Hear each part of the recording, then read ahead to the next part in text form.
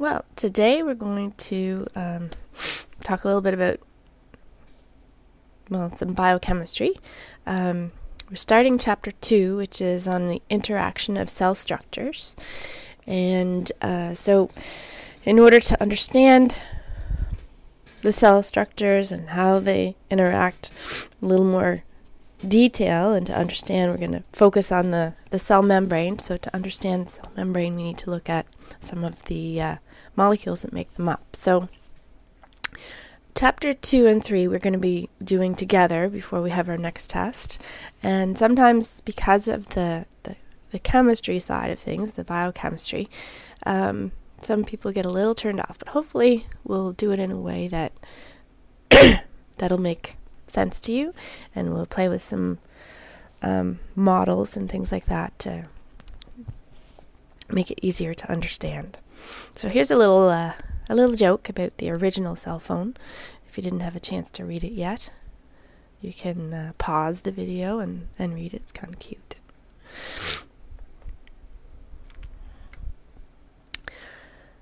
So the whole reason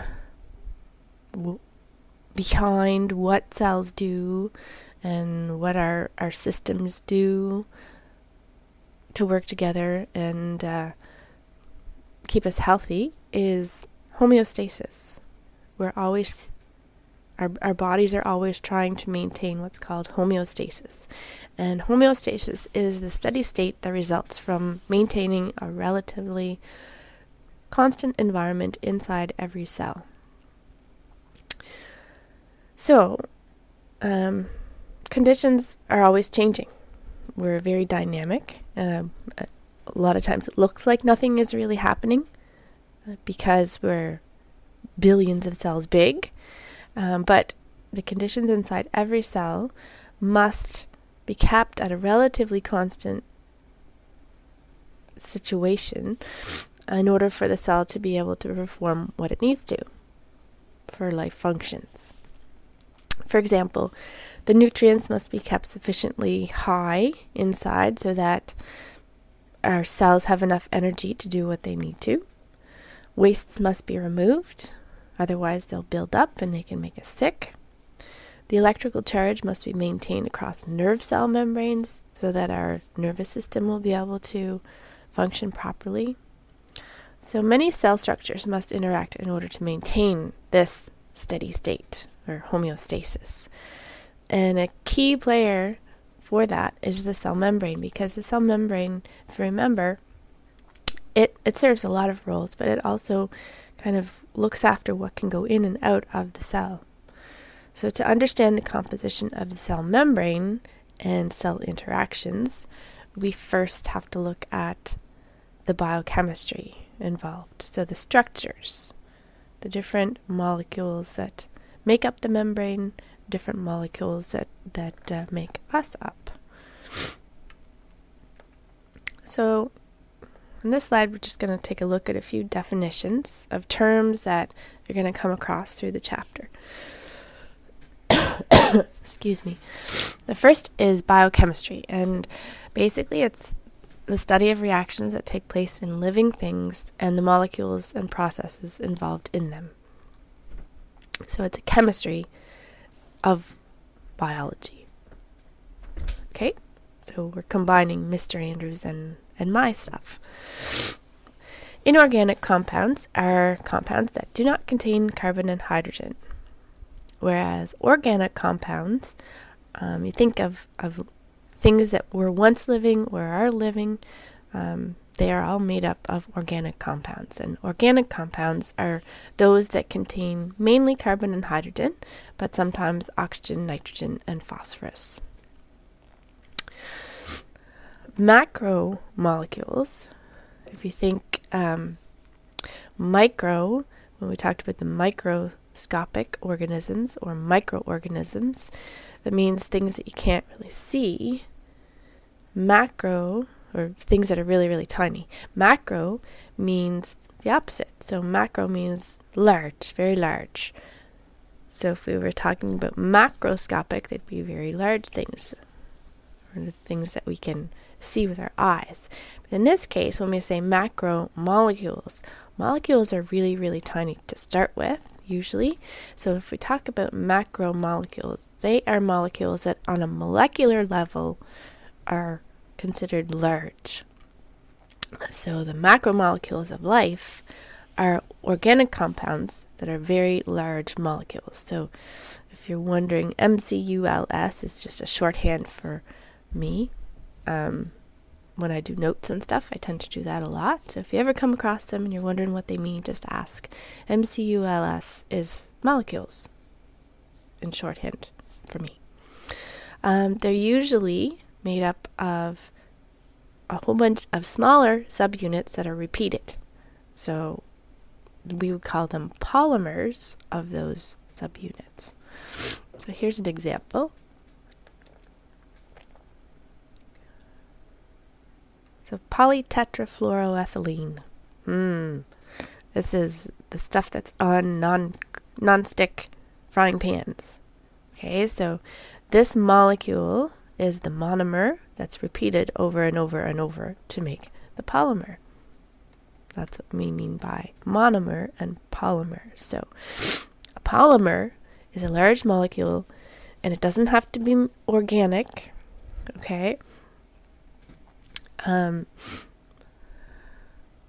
But a polymer is a large molecule that consists of a chain of repeating subunits, and those subunits are usually monomers. The subunits are joined by covalent bonds, which are super strong bonds, and they may be natural or synthetic. So natural means they exist in natural environment. Synthetic means that they're man-made, that they've been made in a lab situation usually, or in a factory. They may be organic or inorganic. So remember, organic means that they have lots of carbon and hydrogen, and sometimes oxygen, nitrogen, phosphorus.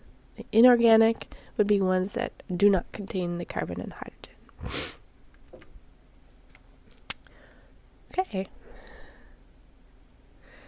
So some of the important inorganic molecules in terms of living things include oxygen. So oxygen doesn't have carbon and hydrogen in it.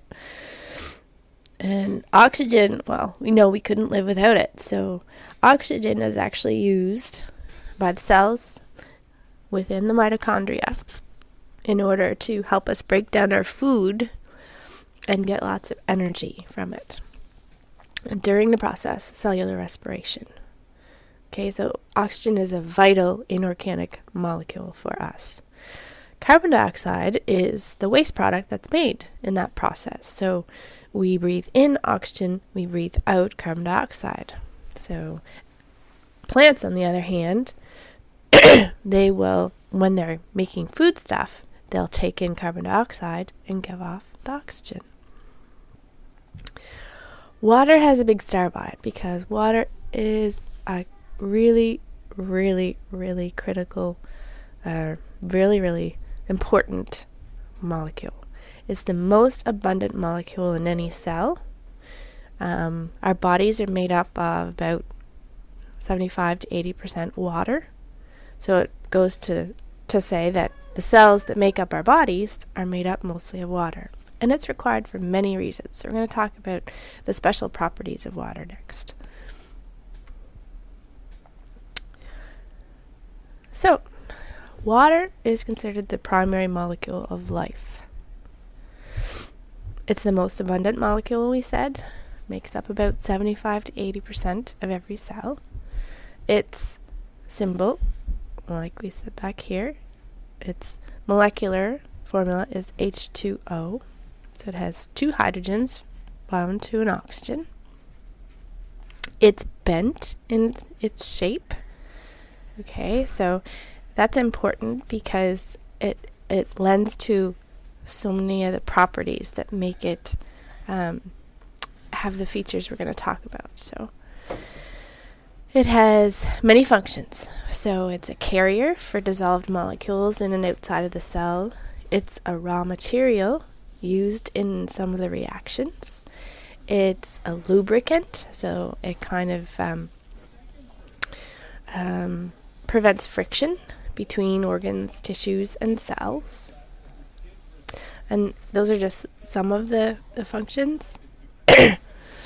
But in order to carry out these functions, and to be so important in us, it has unique properties. So, okay, Mac, honey, McCary, I'm recording a lesson, okay? So can you turn it down a little bit? Thanks, bud. So, water remains a liquid over a wide temperature range. It takes a lot, we say it has a high heat capacity because it takes a lot of heat in order to raise its temperature. So it's really important in things like helping us to maintain a normal body temperature and not to get too hot or too cold. It dissolves most substances in living processes, so because of that, we call it a universal solvent. That's kind of an important term. That's why I have it over there in the bubble. Okay, so we call it a universal solvent because it can dissolve most substances in living processes. Oh my goodness, excuse me. It changes. Yeah, this is what I said earlier. It has a high heat capacity, so it changes temperature. It changes temperature slowly, so gradually, so it maintains a pretty stable environment within us. And, excuse me, it expands when it freezes. And it's less dense when it's solid, so because it's less dense, ice would float and liquid water would go to the bottom, which is important for living organisms that are living in a pond, for instance. So the ice that forms during the winter stays on the top and it doesn't squish them at the bottom, and it provides kind of an insulator. Anyway, that's kind of an aside. So water is really, really, really important for us. And so it's also important that we make sure we have enough water in us. Because if we don't... oh my goodness. Sorry. If we don't, then we can start showing signs of not having enough water fairly quickly. So if you're dehydrated, oftentimes you'll get a headache. Your back might even be sore because your kidneys are trying to work hard and they need to have lots of water there in order for them to do their job safely and effectively. Okay, so water is really important. I'm just going to check out this video. Okay. I'm not going to show the whole thing right now because it's an 11-minute video, but it is a crash course biology video, and they're usually pretty good. So there's 2 of those that I'm going to link for you to watch if you'd like to, because they're another way of looking at some of these topics that we're talking about, and sometimes seeing in a different light makes a big difference. So water, liquid awesome, is one, and the other I'm also going to link is biological molecules. You are what you eat. So that's crash course videos. So I'll link them, but they're usually like 11 to 15 minutes each. So I'm not going to show that right now, but I will link them so that you can watch them. All right. So now we're going to talk about the major macromolecules of life. So these are the 4 main molecules, the 4 large molecules, types of molecules that are found in all living things. Okay, they're the main things that are the structural components within us. And of course, functional. So they're all organic molecules, and they all have important functions. So we're going to talk first, just in general, what are some of their functions and some examples of them. Okay? So you notice The four are carbohydrates, lipids, proteins, and nucleic acids.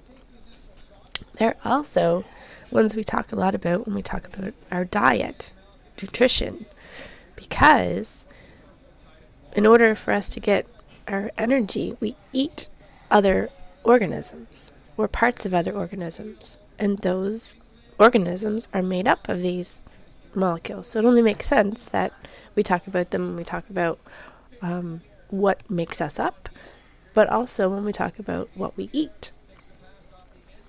So, first, carbohydrates. So, carbohydrates are a primary source of energy. So, when we need energy to do something, then we tend to draw on our carbohydrates first. So, another role that they would have is energy storage, because once we use what we need in our cells, anything we eat or take in beyond that, we're going to store some in our muscle and our liver. And then anything beyond that, any excess would get stored as fats. Okay, so carbohydrates are important as the primary source of energy. We use them in energy storage. They're also important in things like cell recognition, and they have lots of other functions too, but those are some of the biggies. Some examples, glucose. Glucose you've probably heard of lots before. Glucose is critical for our body. Glucose is the only source of energy that our brain can use. So it's really, really, really important that we have a supply of glucose, or a storage amount of glucose. We have lots of glucose available to us, or that we have the ability to make some in times when we don't. So, that's glucose. Starch and glycogen are a couple of other examples. We're going to look at those in a little more detail in the next slide.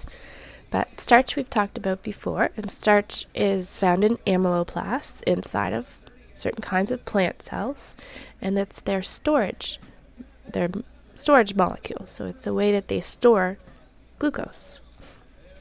Glycogen is the type of storage molecule that's found in animals. So starch is in plants and glycogen is in us. Second type we're going to talk about are lipids. And lipids are a class of molecules that include fats. So if you think some of the properties of fats are very similar to all the lipid family. So lipids are the main structural component of our cell membranes. Think of the fats. I just mentioned how when we take in a whole lot of food stuff, we have any excess that we aren't storing as glycogen. Anything beyond that, then we will tend to store as fats. So lipids are a secondary source of energy. So we would store excess energy in molecules of lipids or fats. Lipids are also important for insulation. So we have, I don't think there's any left, hon. It's okay. We have a layer of fatty tissue, and they're just under our dermis, or part of our skin layer. And it provides insulation in terms of temperature, so it keeps us warm. Tries to help prevent heat loss, and it also provides protection for us. So it protects our inner organs if something hits us or things like that. What, honey? Okay, you can go pee-pee. Mac, can you go turn the light on in the bathroom, please? He might need you to undo his button. Good boy. Okay, and lipids are also one type of lipid is cholesterol. So you've probably heard about cholesterol lots when we talk about nutrition. So cholesterol there's good cholesterol and there's bad cholesterol. And we need to have a certain amount of cholesterol because it's part of a structural component in our cell membranes. But it also is an important starting material for making certain hormones. Okay, so certain hormones are made from lipids.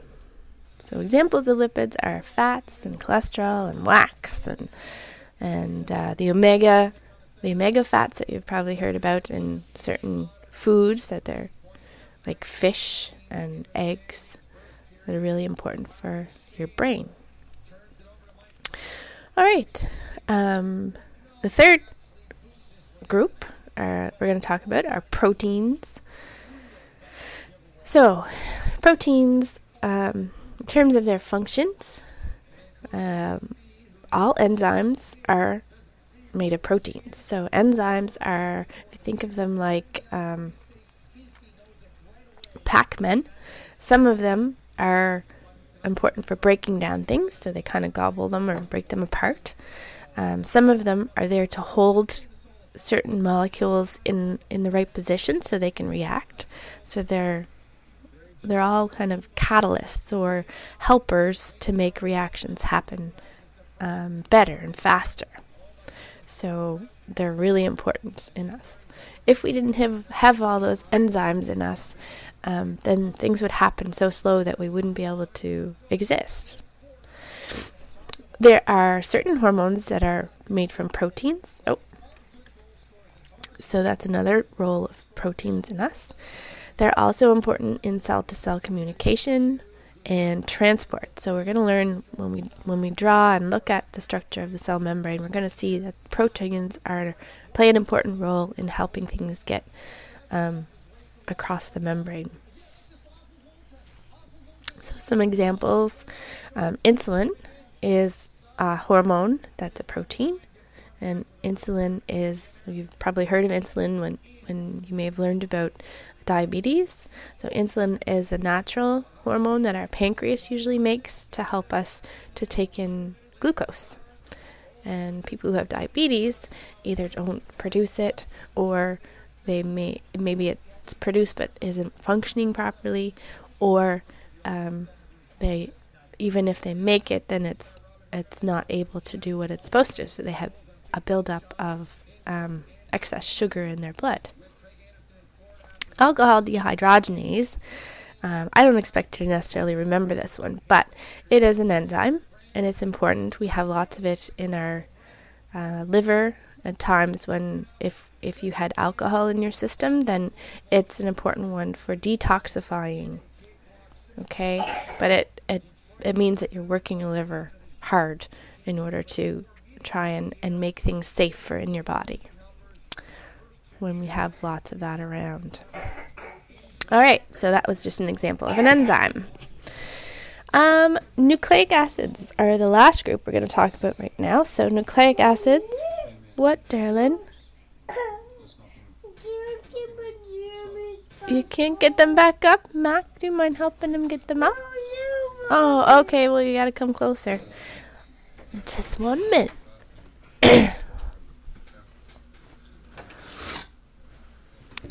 Are they stuck under your feet?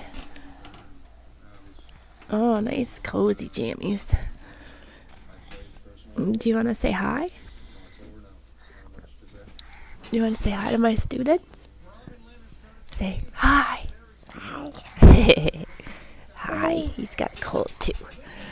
There. There. You can do that one too? Alright. There you go. Good job, bud. Sorry for that. Okay, so nucleic acids. And so if you think of the examples, then that will help you remember what they do. So the examples are DNA and RNA. And you've known for years now, since at least Miss Ramsey's class, that DNA is like our blueprints for life. Okay, so the DNA is found in the nucleus, and it directs activities of every cell by means of the chemical code.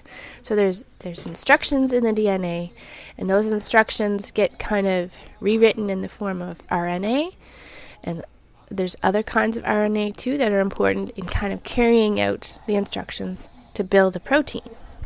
And the proteins that are built are what make things happen. So it's really cool.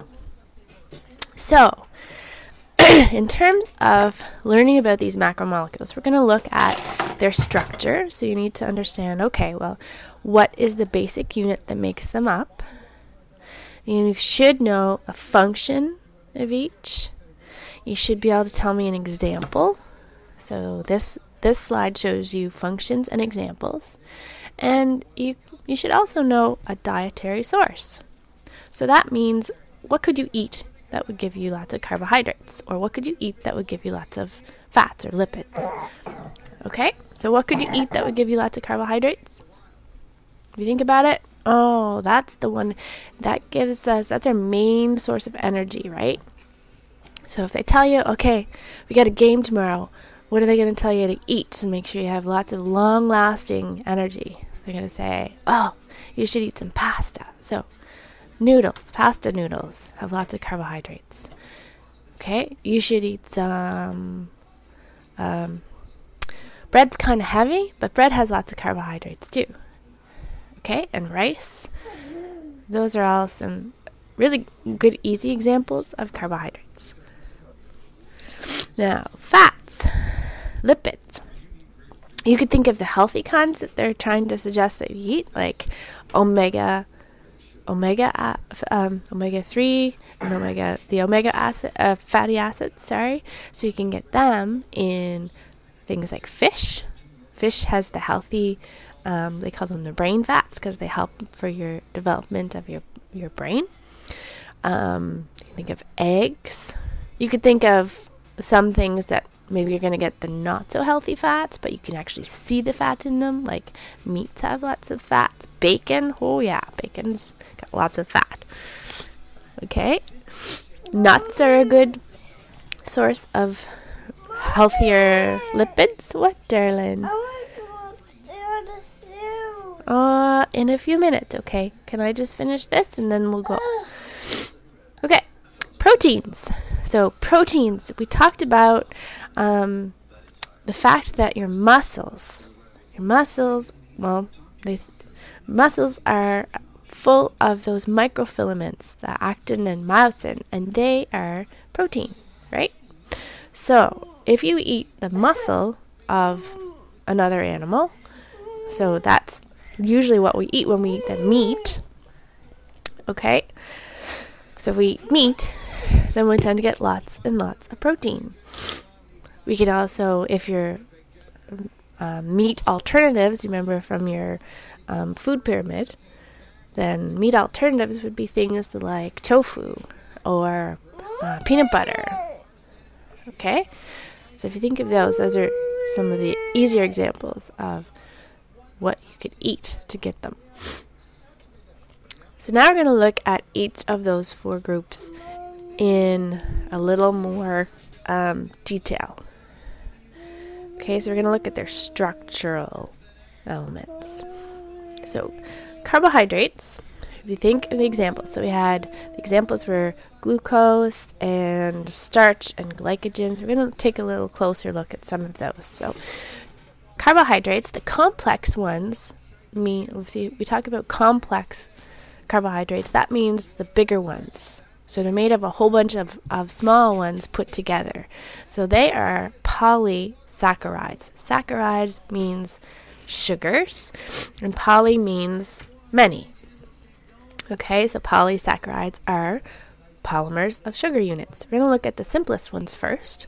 So monosaccharides, mono means one, and saccharides means, let me see if I can get my little pen. There we go. Okay, so mono means one, and saccharide means sugar. So single sugars. And they include, this is glucose, okay, and fructose and galactose. So this is the structure of glucose. So the main part of it is a ring structure. And so to simplify it, sometimes you'll just see it drawn as a hexagon because the ring is in the shape of a hexagon. There's one oxygen in the ring here, but the rest of these vertices or points, the corners, are carbons. Okay, so there's 1, 2, 3, 4, 5, 6 carbons. The 6 carbon sugar. What, darling? I don't know if there's any battery left in it, hon. Well, we'll try.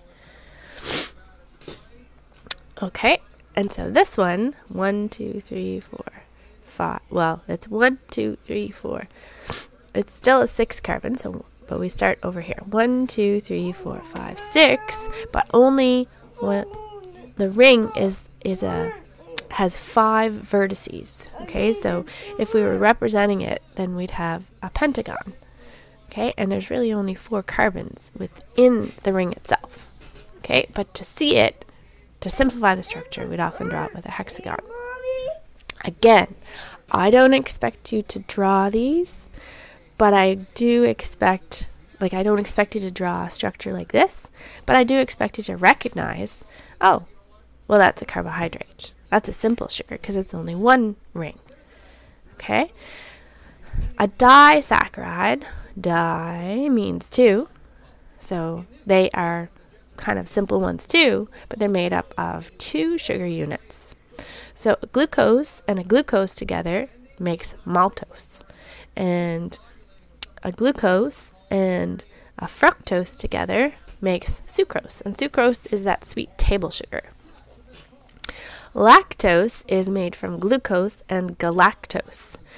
So lactose is milk sugar. So you've probably heard of some people being lactose intolerant. And that means that maybe they don't have enough of the enzyme lactase, or they have difficulty, maybe their lactase doesn't work properly, but it doesn't break down lactose. And so they have a lot of issues with their intestines and discomfort if they try to eat milk products. Okay, so this is a simplified look at a disaccharide. Polysaccharides, we said, are many sugars. They're made up of many sugars. And so in your book, it talks about 3 examples. And again, I don't expect you to be able to draw the complex structure, but even something as simple as drawing a whole bunch of hexagons together, that's showing a whole bunch of glucoses stuck together. Okay. So starch is a whole bunch of glucoses stuck together. Cellulose is a whole bunch of glucoses stuck together. And glycogen is a whole bunch of glucoses stuck together. But the way they're stuck together is different. And so that gives them different properties. Starch is the storage molecule in plants. Okay? And we can break down starch. We have enzymes that can break the bonds between these glucoses. So when we eat plants that have starch in them, or if we eat like pasta, or we eat potatoes or rice or things like that, then we can get the energy from them. So they are important for our nutrition. Glycogen, on the other hand, is a storage molecule in us. So we can break it down, but we can also build it in our muscles and in our liver. And that's how we store our excess glucose. And if you look, this one has branches on it. So glycogen is highly branched, so it can have as much glucose packed in an area as it possibly can. Well, why don't you go change, buddy, if you're hot? Go put on your clothes that are lighter. Cellulose is found in plant cell walls. Okay? So if you notice, the way that the glucose is bound, see this little block up here? That's showing where the other carbon is at. So if you notice, they're all on the same side here, but they're on opposite sides here. Okay, so it means that there's different way that they're oriented when they're stuck together. And we don't have the enzymes to be able to break those apart. So that's why we don't go around eating grass all the time like a cow does, or like other animals who have special adaptations to break those bonds. They have actually other organisms in them that do it. Okay, but we don't do that. So when we eat plant cells, we can get energy from any starch that's in them, but the cellulose that's in all the cell walls, that kind of passes through us. So it's a really important part of our diet in that it provides roughage, okay, or that fiber. We get say eat lots of plants, eat lots of fruits and vegetables. It'll help you keep regular. Okay, makes you go to the bathroom, so it clears your digestive tract out, and it keeps you from, like, sometimes some people have a higher chance of getting cancer or things like that because they're not they're not having a diet that's high enough in fiber, roughage, and so they're not clearing out their digestive tract as often, and so things that might be carcinogenic kind of can stay inside of the intestines for a little longer, and they might cause cancer. So it's really important that you get enough cellulose, so enough fiber. Oh, there's a little song here, but we'll listen to that in class sometime. It's pretty fun. All right, so the second group we're going to talk about are the lipids, and they are a diverse group of molecules that do not dissolve in water. So we call them hydrophobic. Hydro means water, phobic means fear of or scared of. So lipids do not like water. And in chemistry, you probably learned the little saying, like dissolves like. Okay, so fats would dissolve better in other things that are fatty. Water is not at all like that. Okay, water is bent. It's a polar molecule, and fats are non-polar. Okay, so if we look at them, what, hun?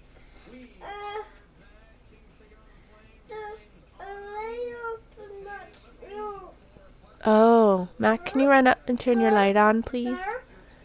He doesn't like the dark. He just wants to go and get some clothes on. Thanks, bud. No, darling, Mommy's just going to finish this so I can come up and have breakfast. Uh-oh. You come down and show me what outfit you pick, okay? Ooh, should be cute. Okay, so I'm going to try and get through this half fast because I don't know how much longer it'll last. So, one of the main examples of a lipid are fats. Okay, I'm just going to pause for a minute. Okay, so back again. We're going to talk mainly about fats.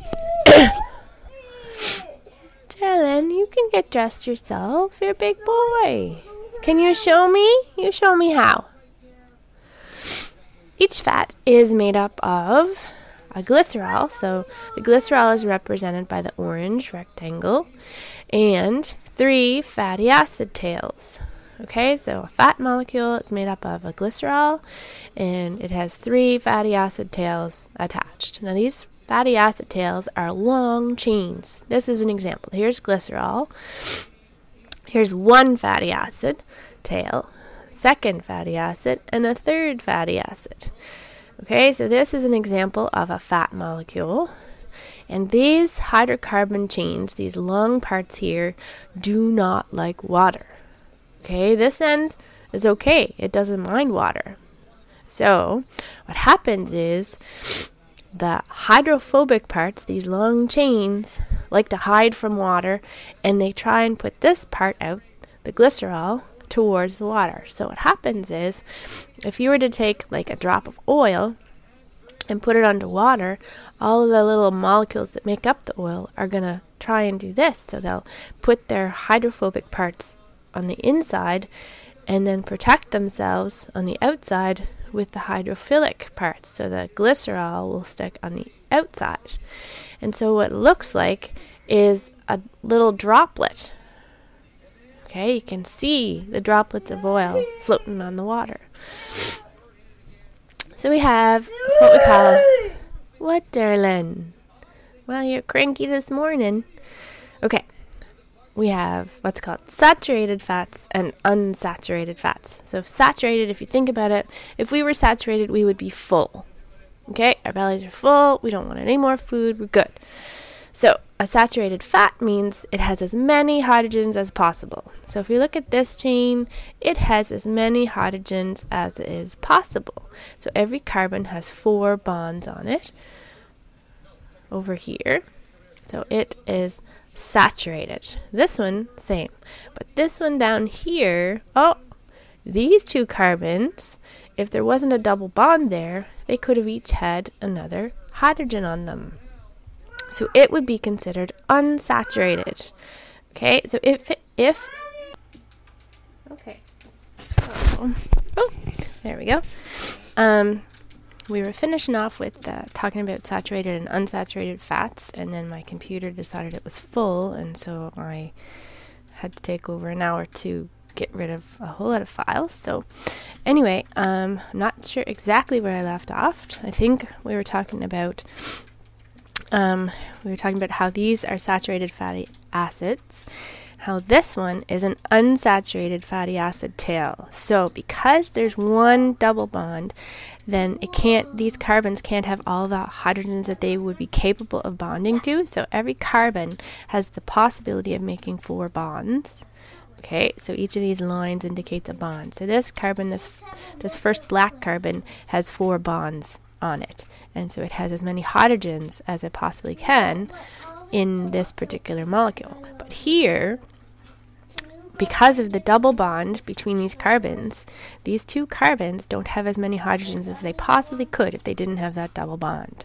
So this would be called an unsaturated fatty acid, and therefore, because this fat molecule has an unsaturated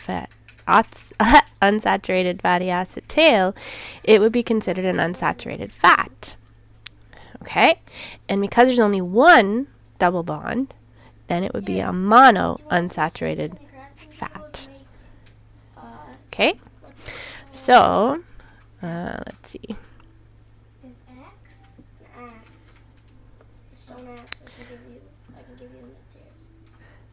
This one is just a little article from My Health News Daily, and it talks about unsaturated fats. So the so-called good fats that can be found in nuts, avocados, and other vegetables are considered unsaturated fats. They tend to be lower in calories than other fats, and they're natural. They're more naturally occurring kind. They are considered cis. They would be cis fats, not trans fats. So if you look at the double bond, the 2 hydrogens are on the same side. Trans fats are unsaturated fats in which the orientation around the double bond is different. The hydrogen are on opposite sides, so that means trans on opposite sides. Okay, cis is same, so unsaturated fats, the good kind, are cis type, whereas trans fats are unsaturated fats that are trans type bonds, and they are usually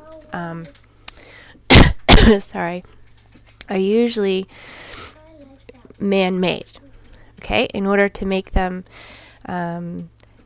basically they were partially saturated with hydrogen in order that their shelf life be extended. Okay, so they're unsaturated fats, so normally good fats, but they've been partially saturated to make them last longer on the shelf. And in this process, they're made into trans fats, and those can lead to higher levels of bad cholesterol. So that's why when we look at a label and you're trying to decide whether it's a good fat or a bad fat, they usually list the saturated and trans fats amounts together because they're not considered very healthy for you. They're the ones that you try to take in less of, if any. Okay? So that is what they mean when they talk about unsaturated, saturated, and trans fats. If it was... Oh, I had another one I was going to show. If there were more than one double bond, we would call it a poly unsaturated fat. So a mono unsaturated fat has one double bond. Poly unsaturated fat would have more than one double bond. Okay, so that's kind of the basics of fats and lipids. All right, proteins. Proteins are polymers of amino acids. So that means that they are bigger molecules that are made up of the building blocks called amino acids. So if we look, I'm going to see if I can grab a pen. Okay, the reason they're called amino acids is this is a typical amino acid. It has an amino group, which is NH2 on one end, and a carboxylic acid group, so that's C double bond O, OH, on the other end. Okay, so amino acids are really tiny in the molecular sense. Let me see. They're really tiny in the molecular sense when they're on their own, but they can be made into simple, what we call peptides, which are shorter chunks of protein, so they maybe only have few amino acids, or they might be polypeptides, so many peptides. The reason they call them peptides is when you join one amino acid with another. Okay, let's see if I can make this bigger. When we take this amino acid and we join it with this amino acid, the bond that's formed, so you can see it over here, is called a peptide bond. So a dipeptide would be one that's made of 2 amino acids. A tripeptide would have 3, and then a polypeptide has many, or more than 3 or 4. Okay?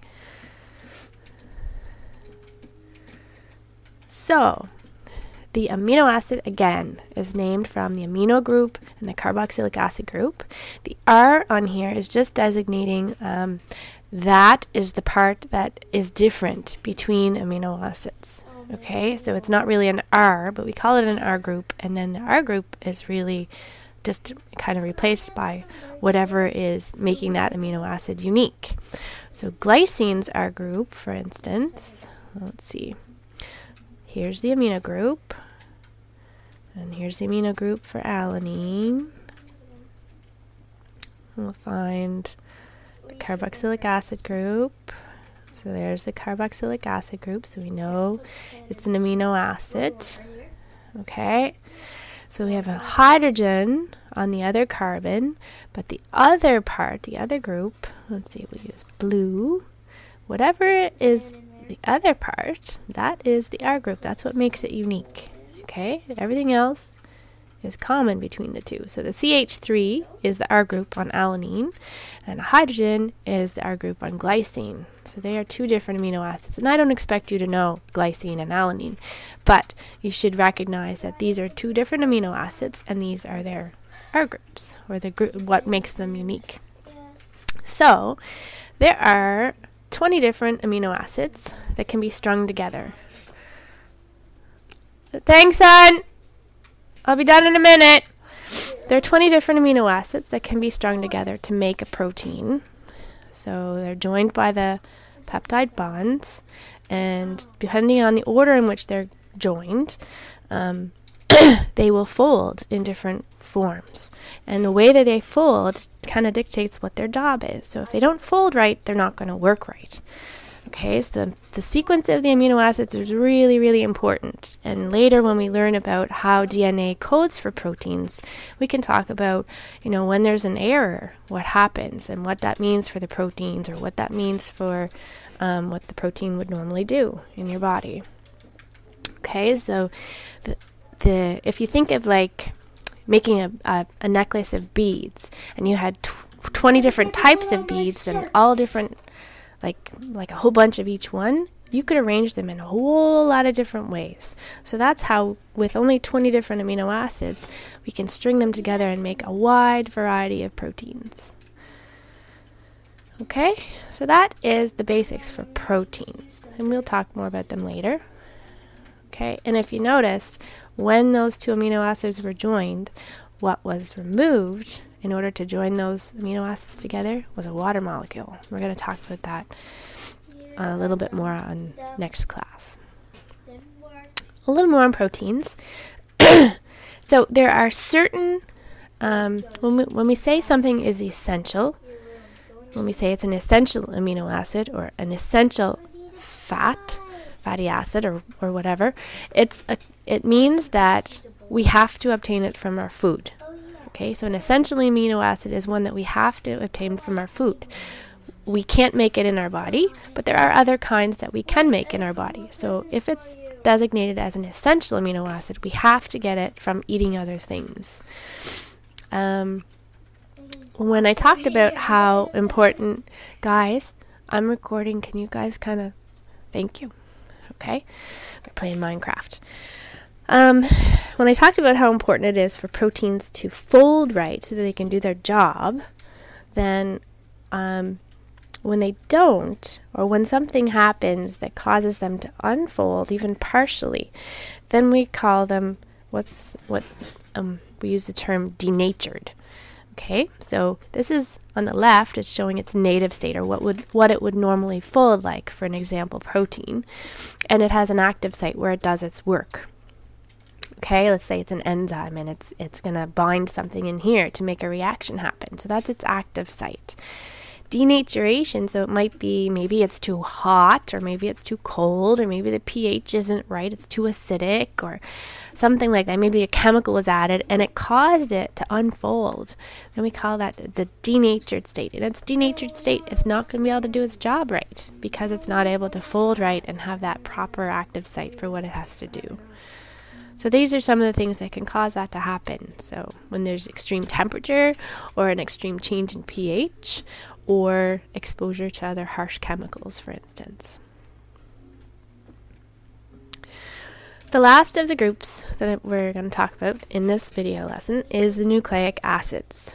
And they are polymers of nucleotides. So the monomer, or subunit that makes them up, a whole bunch of them stuck together, is a nucleotide. For a protein, it was an amino acid. For a complex polysaccharide, it was a monosaccharide, okay, like glucose. So for nucleic acids, it's nucleotides. So this is showing an example of a nucleotide. And each nucleotide has certain things in common. Let's see. Oh, no, I want a pen. All right, so every nucleotide has a phosphate group, okay? It has, I don't even know why I need a pen. They're already in color. Silly. Okay, so every one of them has a phosphate group in the yellow. They each have a sugar, and depending if it's DNA or if it's RNA, they'll have a different sugar. But if it's DNA, it all has the same sugar. If it's RNA, it all has the same sugar. As long as it, like, we'll talk about that in a minute. I'm not making quite as much sense. What's different in the nucleotides is the nitrogenous base. Okay, so what makes the different nucleotides of DNA different is the nitrogenous base. For RNA, is the nitrogenous base. Okay, so now we're going to look at, okay, well, if they all have the same phosphate and they all have a sugar, then how is DNA different from RNA? So we're going to look at them in a little more detail. Okay? So, this is what DNA looks like, a little piece of it. If we were to take a little piece of it, and this is a little piece of RNA. And if you notice, DNA has a more complicated structure. It is called a double helix, so it has 2 strands of nucleotides, and they're kind of stuck together. If you were to straighten it out, it would look like a ladder. Okay? And basically the blue part along the bottom is made up of sugar phosphate groups. So they make the backbone, and then what sticks out in the middle are the bases. Okay, so the bases, there's 4 different bases in DNA and RNA, and they're designated by a letter. So this nucleotide right here has adenine for its base. So we name the nucleotide based on the base. So this is adenine, cytosine, guanine, and thymine. So A, C, G, and T. All different arrangements of A, C, G, and T that's it for our DNA. Okay, 4 letters, but arranged in many, many different different orders. So DNA is large, it's double-stranded. Okay, it's large, it's double-stranded, and it has a certain sugar called deoxyribose. And like we said, the nucleotides are A, C, G, and T: adenine, cytosine, guanine, and thymine. Ribonucleic acid, or RNA, is different in that it's small, it's single-stranded, not double-stranded. So because it's small, it can actually leave the nucleus, whereas DNA can't. The sugar is also different, and that's where this part, the first part of the name comes from, is from the sugar. So DNA has deoxyribose as a sugar, and RNA has ribose as a sugar. So that's how how DNA differs. One of the biggest differences between them is the sugar that's in the nucleotides. Another is obviously their structure and what nucleotides they do have, because for RNA nucleotides, the bases that are on them, there's adenine, cytosine, guanine. So those bases are the same as the ones in DNA, but they have uracil instead of thymine. So there's a couple of differences there. And we're going to look at some videos and some songs to kind of help you recognize it a little bit more. But the structure of DNA and RNA is very different from the structures of all the other macromolecules. Okay, so I'm going to help you to kind of recognize what they look like. Again, you should know what they're polymers of. So what are the basic subunits? Kind of talk a little bit about their differences in their structure, and then what is their function. Okay. We go into more detail when we talk about them in terms of genetics and molecular biology. So that's grade 12 stuff. So we'll get into more detail at that point. I think that's enough for now. But you can see that their main structures, the sugar phosphate backbone, has rings in their structure too. Okay, so that's it for this video lesson. We're going to, I'll link some of the videos and I'll show some of them as well for helping you make sense. Next day we're going to talk about the cell membrane, but that's it for this one. Thank you. Make sure you ask if you have any questions at all.